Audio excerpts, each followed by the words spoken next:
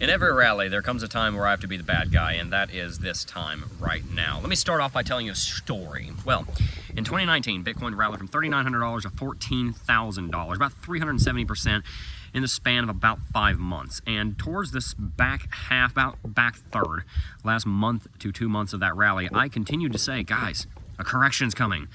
Guys, we've rallied $10,000, a correction's coming. Be careful, don't just put your life savings in right now. We haven't had a correction. The market normally goes through a correction by now. A correction's coming. And so I got a lot of hate for that. I got a lot of flack for that because I was saying, guys, a correction's going to come. A little bit off on the timing. It rallied a little further than I thought it would.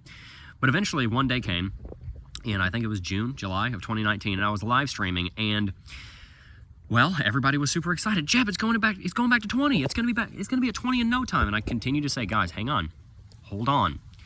We've not had a correction in 5 months. We've rallied 400%. We just got out of the bear market. We've not had a correction in 5 months. A correction's coming. Be careful. And I was trying to kind of grit my teeth and say that in the most polite way I could because the whole stream was against me, more or less. Saying, oh, it's going to keep going. And I got so much hate because I'd say, guys, careful of a correction. During that stream, somebody said, Jeb, is it about to go higher? Should I buy more right now? And I go, again, this is 4 years ago. I go, I don't know. Like, it just be careful. We're so extended. And it was kind of weird. Just about at the exact moment that I started saying that, Bitcoin started correcting, and it dropped $2,000 within about half an hour. You can go back and watch this on TradingView. Go back and look at it on TradingView if you want. It's the drop from about 13.9 to about 11.9. Happened in less than a 4-hourly candlestick. I think it happened in about 30 to 60 minutes. And I got a lot of hate at the beginning when I was saying a correction's coming, because it took a little bit longer than I thought it would. And that may very be what's about to happen now, but the time has come during this rally that I have to start being the bad guy. And I have to point out the fact that a correction is going to come at some point. And it might not be today, it might not be this week, but it's coming, and it's coming soon. Let's start off by defining correction. There are two kinds of corrections. Number one, you have a correction in price. Number two, you have a correction in time. The market can drop or the market can go sideways, and both of those are activities that help to restabilize the market. Whenever you see the market drop in price, that typically allows the correction to happen in less time. When you have the correction take a long time, it typically allows the correction to take less of a drop in price.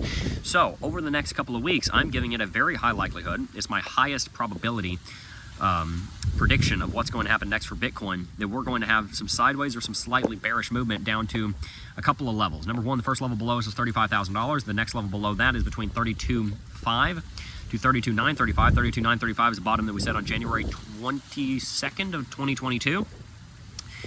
$32,500 to $32,800 is the 0.5% Fibonacci level from the all-time high down to $15,500, which is our bear market bottom. So those are very important levels. So again, 35, 32.5 to 32.9, and then below that is 31.800. That's a level that was set in mid-July when XRP won its case, when Ripple won its XRP case against the SEC. 31.8 was the yearly high before then. So those are the three levels. We're probably going to pull back down to at least 35, if not all the way down to 33, and then on the stretch we could pull back down to 31.8. But we've just gone through a $13,000 rally, almost a doubling on Bitcoin. Not quite, about a 50 to 60% movement on Bitcoin. Many of the altcoins have in fact doubled. And so now we have to look around the corner for a correction. Why would that correction come? Well, let's first back up and analyze why this rally happened in the first place. Why did Bitcoin go from 25,000 to 38,500 in the span of 60 days in the first place? It was almost all due to one fateful morning when Cointelegraphed their foot in their mouth, and they said, we are going to, that the BlackRock spot ETF had been approved. It had not been approved. Everybody makes mistakes. I'm not trying to beat up on Cointelegraph. I still read them every once in a while. We all make mistakes, but that was a pretty big one. And so Bitcoin jumped $2,000 in 8 minutes. Well, that showed everybody, wait a second. When this Bitcoin ETF gets approved, oh my goodness. It's going to be bonanza out here, guys. We're going to have a huge rally. And so all of a sudden, everybody decided, oh, wait a minute. If it's going to do that when the Bitcoin spot ETF gets approved, $2,000 in 8 minutes, what would it do in 8 days? 20 grand? Might as well buy now because the ETF's probably coming. BlackRock's only ever been denied once of 673 or whatever applications, 670 something applications in the last 30 years. It's almost certainly going to happen. So we exploded. On what? On speculation. I'm going to get a lot of hate for this. Got some hate on yesterday's video when I said a $5,000 to $8,000 crash is coming. Might not be that big. Hopefully it's not that big. That's kind of the extreme. But it is something that we need to keep in mind, that this rally was largely built on speculation. It was also built because of the fact that the halving's coming up and we're just in that part of the cycle. Whether there was speculation or not, we were probably always going to be above 31.8 in Q4 anyway. But the thing that drove us to 38 was speculation. The bedrock of this market right now used to be at 25. Now it's probably at 30. We have increased the underlying intrinsic value of Bitcoin quite substantially. All the longer-term moving averages show that.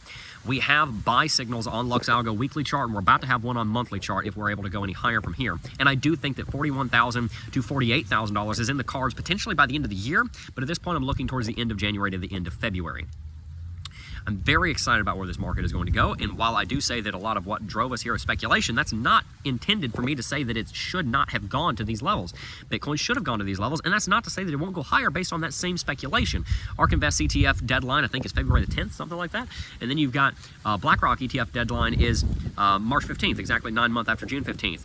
So we've got time for that speculation before we finally get a yes or a no. Right now, we are like sitting in a Heisenberg uncertainty principle kind of situation. We can't know whether it's going to be approved or not, so we're just assuming that it will because many have been before and because of the outcome of the Grayscale case. The concern that I have here is that speculation is not a firm foundation. Speculation is a foundation of sand. It's like trying to build a skyscraper, and the way you keep the thing up is by filling up a hot air balloon on top of it to hold the thing up, and you just don't worry about the foundation work at all. That can work so long as the hot air balloon's there. But if somebody comes with a pin, let's call him Gary Gensler, and pokes a hole in that and says, nah, we're going to deny all the ETFs, how far does that building fall? Well, I think that it would fall down to lower than 35, probably lower than 33, probably down to 31,800, maybe even down to 30, maybe down to 28,545. If Gary Gensler comes out and says one remark to the effect of, we are not going to approve any Bitcoin ETFs at this time, and then we are brought back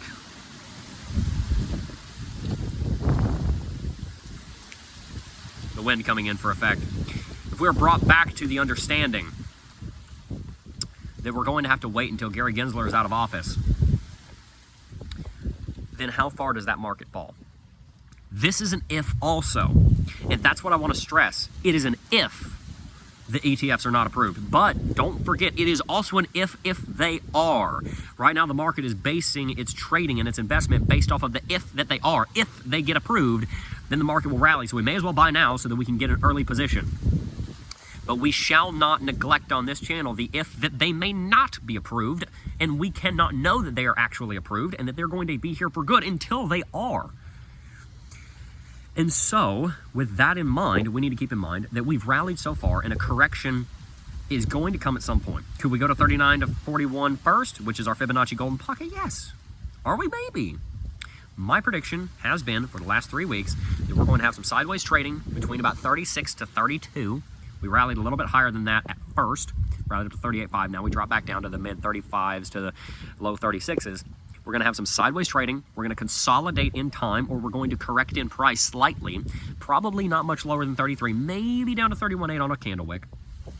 And from there come December, if we don't have reason to believe that the Bitcoin ETFs are going to be declined, denied, disapproved, then maybe we'll rally up to 39 to 41, or maybe even up to 48,314. I'm very excited about those levels, and I think that they will come to pass. But my caution to you is to not buy the top. And every time we go through a rally, I have to make a video like this. I've made dozens of videos exactly like this on different parts of the market, and they're never popular. But they're always giving the right advice. And that is to be careful when you've already had a $13,000 rally of dumping even more in on a short-term swing. If you're investing and you're going to hold it for 10 years, I don't care. It'll be at $1 million in 10 years. Whatever. Don't worry about it. Just dollar cost average. Have a system. But if you're trying to trade, and you're trying to go into a long trade right now, I'm not going to tell you not to. I'm not even going to kind of hint at saying that you shouldn't. What I am going to say is that if you're going to go into a long trade, make sure you have a good reason. Because all the reasons that you can pull right now have already moved the market. Oh, we might have an ETF approved. Great. That already moved the market. What's new? What new is going to move the market to the upside to back up that long trade that you're making? That's the question that's difficult for a trader to answer right now. I'm not saying you should short. We're talking about a small enough correction that it might be too risky of a short trade to make. But what I am telling you is that if you're going to a long right now, you better be able to come up with some kind of reason that I'm not thinking of, because everything that I'm seeing is that the data that's already come out has already moved the market, and so now we need fresh data or a correction and renewed FOMO in the market sentiment to send us even higher. Can that happen? Yes. Is that my second pick of what will happen? An immediate rally up to 39 to 41 at any moment? Yes. My first prediction, my most likely prediction, is consolidation and correction. Again, consolidation is in time, correction is in price. Consolidation and correction over the course of the next couple of weeks, moving through Thanksgiving, then on into December.